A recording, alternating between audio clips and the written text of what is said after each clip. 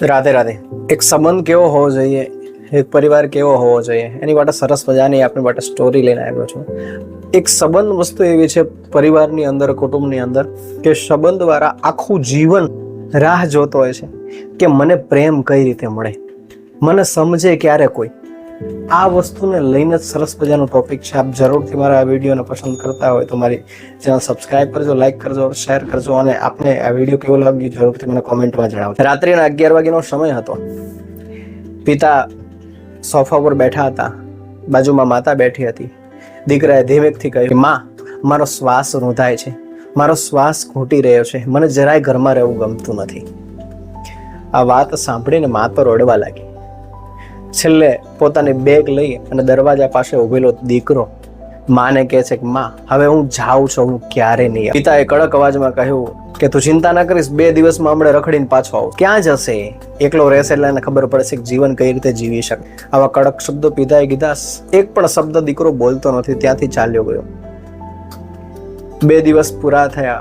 રોજ રાત્રિનો સમય થાય એટલે પિતા કોઈ દિવસની લાગણી બતાવતો નથી. એવી જ રીતે દીકરાના રૂમની અંદર જઈ એના ફોટાને જોયા કરે જૂના, અને આંખમાંથી આંસુ વહ્યા જાય. એક દિવસ એની ડાયરીના હાથમાં આવી અને ડાયરીમાં લખેલું હતું કે પપ્પા, મારે પ્રેમની જરૂર હતી, મારે પૈસાની જરૂર નથી ક્યારે. તમારો પ્રેમ જ મારી માટે બહુ જ મહત્વનો ભાગ ભજવે છે. તમારો પ્રેમ જ મારું જીવન આપે છે. મારી ખુશી સાચી છે ને તમારા પ્રેમમાં છે, બીજે ક્યાંય નથી.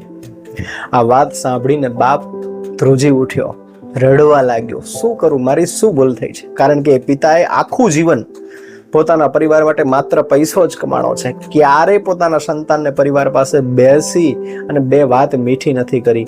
ક્યારેય પરિવાર સાથે એક બાપ બેઠો નથી. માં સવાર પડે ને પોતાના સંતાનના કક્ષની અંદર, રૂમની અંદર જાય, એને ઉઠાડવાનો પ્રયાસ કરે. પછી કક્ષમાં રૂમમાં જઈને યાદ આવે મારું સંતાન તો મારા ઘરે છે નહીં.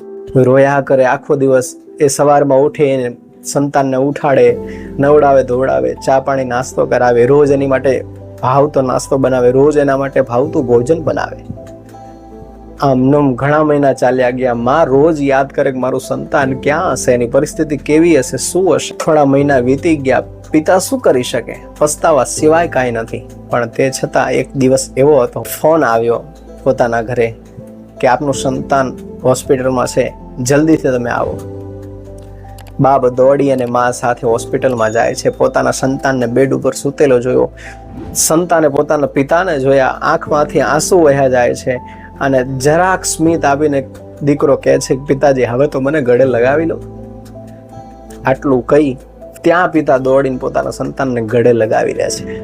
અને ત્યારબાદ એ પિતાને ખબર પડી કે મારા સંતાનને શેની જરૂર હતી. મિત્રો, અત્યારના સમયની માણસ પૈસા કમાવા માટે ખૂબ દોડે છે.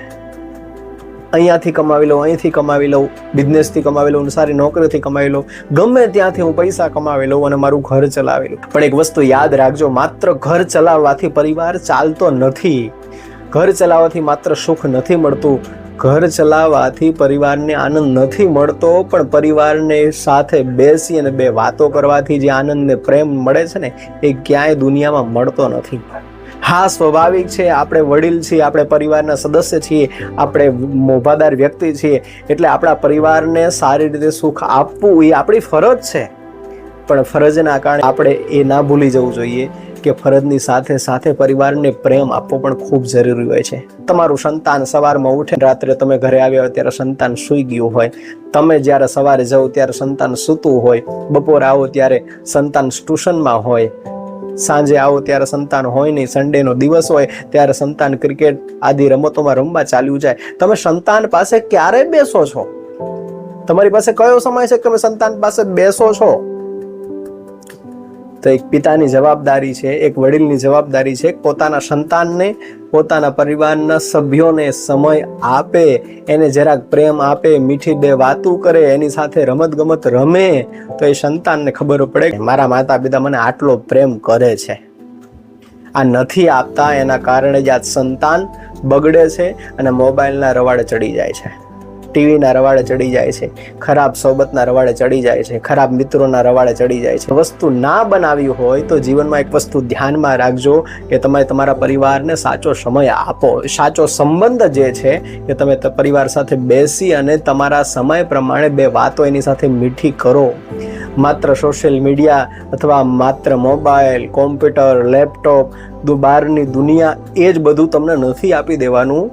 એ કદાચ આપશે ને તો કદાચ 2 પૈસા આપશે, પણ એ 2 પૈસા વાપરનાર જો તમારી પાસે નહીં હોય ને તો એ 2 પૈસા આપેલા તમારી પાસે કંઈ કામના નહીં હોય. એ બેંકમાં પડ્યા રહેશે અથવા ઘરમાં પડ્યા રહેશે. તમારે તમારા સંતાનને, તમારે તમારા પરિવારને પ્રેમ આપશો ને તો કદાચ 2 રૂપિયા ઓછા કમાતા હશો ને તો પણ ક્યારે તમારો પરિવાર તમને તરછોડશે નહીં. એટલે યાદ રાખજો, જીવનની અંદર મહત્વનો છે પરિવારની સાથેનો પ્રેમ. કારણ કે અંતમાં આ વાત સાંભળીને પિતાને એ તો ખબર પડી જ ગઈ કે મારી માટે મારા સંતાન પાસે બેસી અને 2 શબ્દો ને 2 વાતો કરવી અને એને થોડોક સમય આપવો ને એ જ શ્રેષ્ઠ છે. બાકી પૈસો તો આખી જિંદગી કમાયો પણ મારો પરિવાર મારી સાથે નહોતો. પરિવાર મને તમને ત્યારે જ પ્રેમ કરે છે કે જ્યારે સમય મળે ત્યારે તમે એને પ્રેમ આપો. અને નિયમ છે, જેટલો પ્રેમ તમે દુનિયામાં આપો ને એટલો જ પરમાત્મા તમને પ્રેમ આપે છે. અને સૌથી વધારે દુનિયામાં શ્રેષ્ઠમાં શ્રેષ્ઠ અને સૌથી બેસ્ટ જો પ્રેમ હોય ને દુનિયામાં તો એ પરિવારનો પ્રેમ છે, બાકી ક્યાંય નહીં. અને કદાચ એ જ્યારે પ્રેમ ના આપે ને ત્યારે દુનિયામાં ભગવાન સિવાય મારું ને તમારું કોઈ નથી હોતું. પરિવારને પ્રેમ આપજો, 2 મીઠી વાતો કરજો. સમય ના હોય ને તો એની પાસે સમય કાઢી અને તમે પરિવાર પાસે બેસજો. આ વિષય કેવો લાગ્યો જરૂરથી જણાવજો. અને રાધે કૃપા ગૌ સેવા ધામ મારી ચેનલ સબસ્ક્રાઈબ કરજો, લાઈક કરજો, શેર કરજો. આપ સૌને રાધે રાધે.